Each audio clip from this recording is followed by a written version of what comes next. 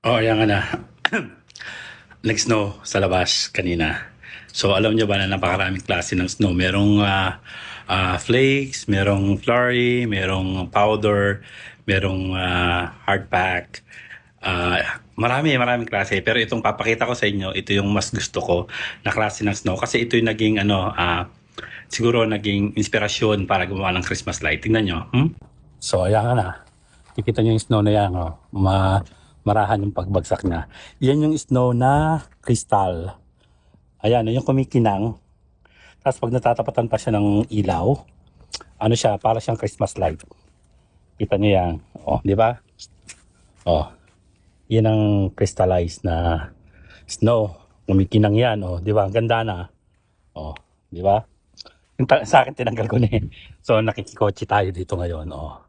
Maganda niya, makinang siya, oh. Kita nyo, bangkinang niyan. Maganda niya pag natatapatan siya ng headlight. Talagang maganda ng ano niya, Christmas light na Christmas light. Oh, tamiya nga, oh. Oh. Oh, sabi sa inyo eh, bang ganda ng crystal na snow na to eh. Kumikinang-kinang, di ba?